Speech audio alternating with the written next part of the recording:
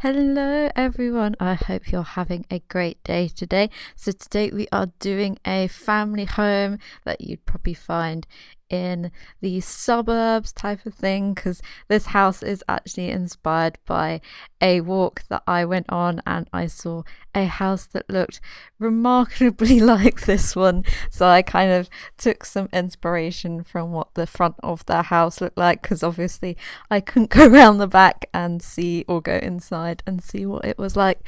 So and at the front we are doing some landscaping first for a change, because they had some flower beds and things around at the front, and a massive I've made the driveway a bit bigger than it actually was, but I wanted to add in some flower beds, and I wanted to use the curved ones for a change, because it really annoys me that we can have curved sort of fences but we can't have curved walls yet, which is a bit annoying, but hopefully sometime we'll actually get some curved walls, because that would be fun.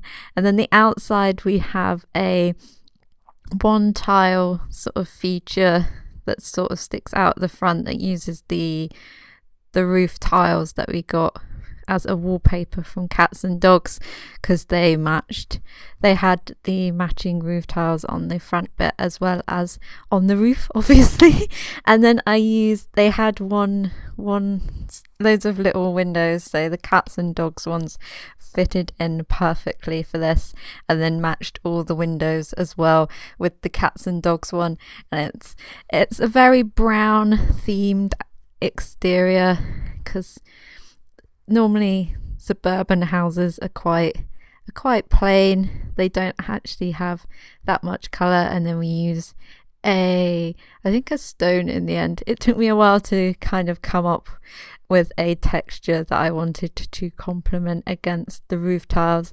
And I do actually make a garage in this build, so I use the painting one from City Living to kind of use as a garage. And then we have a living room, a kitchen, dining room, a little conservatory that's on the back, and we have a master bedroom, a kid's bedroom, and a guest bedroom upstairs as well. So this house is quite on the small side. It's got plenty of space. Some of the rooms are a bit smaller than some people might be used to when they're game playing, but it is a small little family home. And then just making the driveway area, so this is all lovely and stone, and then we've got a little path that goes down the back of the house. So we're just going to put in the layout. So the rooms are quite small. We've got a few bathrooms dotted about as well. I wanted to add in a ensuite for the master bedroom, but then I was trying to do it out the back area, but I was like, this side is very small, so I do go and change that up, and the master bedroom actually becomes quite a weird space in the end.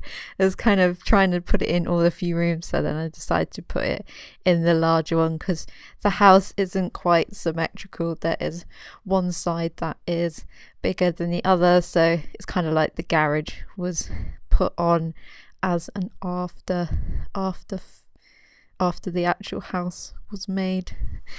And just adding in the doors, so we're bringing in the brown theme throughout the house, and we've got that nice light wooden floor, but it's got a bit more texture than just using the really, really light one, because I wanted to have a bit of an older style in this house, and then use the breeze blocks in the garage just to make it a bit different from the rest of the house. Like, you wouldn't really put any wallpaper or make it look that fancy in the garage area.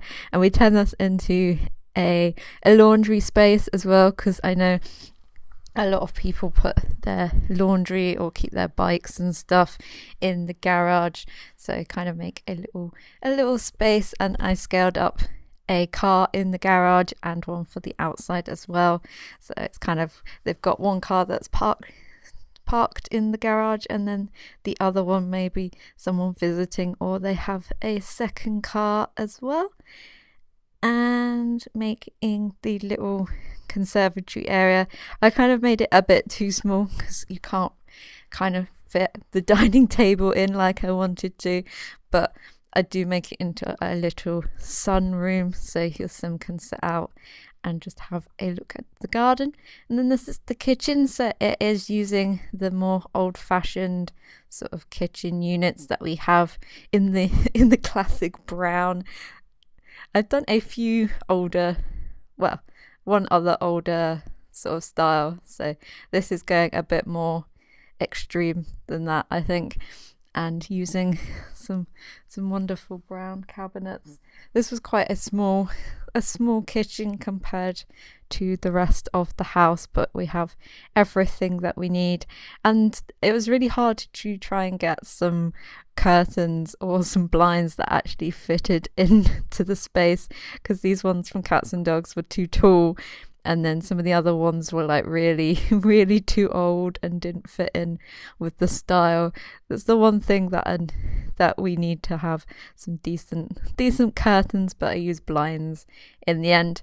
And then we're going to put in the dining table, so we're using the wicker bases on the Cats and Dogs chairs, so it's me trying to fit it in. And I do actually take off 2 of the chairs and pop it against the window, because I thought that was the best solution for it to fit in.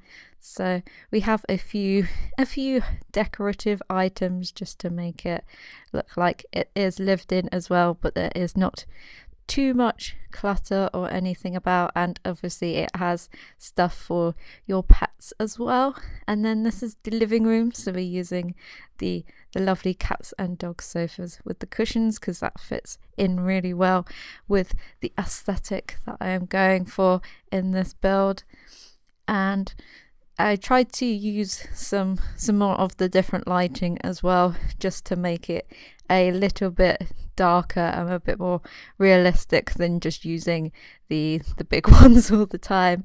And then adding in a few plots of plants, and I do move the pet bed as well into the living room because it gives it more space. And then by the porthole window we put in a little desk area, so then you can, if you have some kids or you want your Sims to be all together and all in the same room, so they don't have to go off into a study or anything, then they're all in one place. And then with the pictures, I tried to make like a family portrait type of thing on the wall by putting in a few different pictures and trying to make it look a bit interesting. And then I didn't really know what to do with the rest of the space, so I kind of put in some kids' toys as well, even though there is a kids bedroom. It's a shared one for two kids. There's not really a teen bedroom or anything. And I scaled down the cushions as well, because to me they're quite big, and if they're for kids then they probably want smaller ones, but the Sims do float on them as well, because I had a little play in this house to make sure that everything worked well. And then on the upstairs, the landing, I just add in a seating area, so there's another sort of space that's away from the, if you didn't want to sit in the downstairs, there's just like a quiet space upstairs. And then we use these more old-fashioned lights. And this is the master bedroom, so we have, using one of the poster beds, and I do a little sort of dressing area by the window because I thought that would fit in quite nicely, and just put a few of the covered seats from Cats and Dogs, and I pop in some of the hanging, I think it's the hanging clothes and the shoe racks as well, just to make it a bit more lived in, and that they don't have that much storage in the space. So just, it's not, doesn't have too much personality to it, but if you moved in some some Sims, I'm sure you would accumulate a lot of different items and stuff that you can make it more to your taste, or your Sims taste. And this is up on the gallery as well, so if you either tap in my hashtag of the channel, and you should be able to find it on there, and you can download it and pop it into your game. And then this is the little bathroom. The bathrooms are really plain and really white as well. It's kind of, they didn't spend too much money on them. They've just got the pure basic kind of stuff that you need. And there's a combo bath and shower as well for the main one, because I think there's three bathrooms, so there's 2 family ones and then one for the master bedroom as well. And then this is the kids' bedroom, so I kind of picked it for two younger Sims, or one slightly older than the other. So we've got kind of matching furniture but different bedspreads, so I went with a blue and orange theme. So one child has the blue side and then the other has the orange side, and just adding in a lot more clutter items in this room as well, just to make it have a bit of a personality to it. Kind of they kind of do whatever they want to in their own room. And there's a few like younger things in there, like the wall height chart, and then there's some older things as well, so you can kind of keep this room going for quite a longer time as they grow up in The Sims. And just added in a little light as well, and remember to add in the monster lights as well, because I always forget those and then end up playing in it, and then the first night they always get woken up by the monster and then go and disturb everyone else, and I'm always like, damn it, I always forget that flippin' light. And then this is the guest bedroom, so this is the plainest bedroom of them all, and it's just got a wardrobe, a mirror, a little bookshelf, and a little table as well, and a seat, I think. So if you did have any more Sims, or you wanted to split the children up as they get older, then this would be a perfect room to make over, or have any other like grandparents or stuff come and stay with them. Now we're going to work on the outside, so it kind of add in another plant area, so that's just on the back of the house, and we kind of make it a feature as well. And we add in a climbing frame and a barbecue and a picnic bench as well, just so then you can have some family time outside, because obviously it's always nice weather in The Sims at the moment. Let's hope they bring in some seasons, but they can spend some quality time outside. And then I wanted to add in the basketball hoop, so I put it above the garage, because that's always a classic thing to do. And we've got a washing line as well, and some planters where I add in some different sunflowers. Well, not different sunflowers, but they're all at different heights, so it kind of adds in a bit of interest if that's even a thing. So use a lot of different plants, especially even the jungle ones, because obviously you would find them in the suburbs. This kind of like Japanese knotweed. If someone's brought over the jungle adventure plants and they've been invading everyone's back gardens because they're too cool. So just doing a little bit of terrain paint to blend everything in with the landscape and get rid of those nasty corners as well. And then add in the plants for the front garden as well, so they're not too formal. They've got some more wild plants and some of the bushes as well.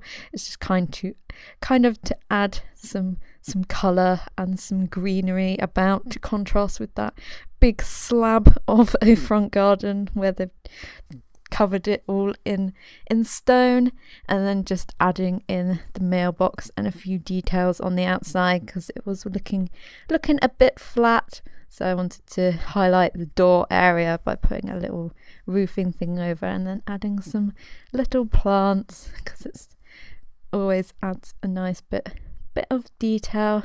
So here we are into the screenshots, so you can get a good look at the layout and the floor plan and get some more detailed views of the build. So I hope you enjoyed. If you did, feel free to leave a like, and if you would like to see any more builds, then feel free to subscribe, and I will hopefully see you in the next one. Bye.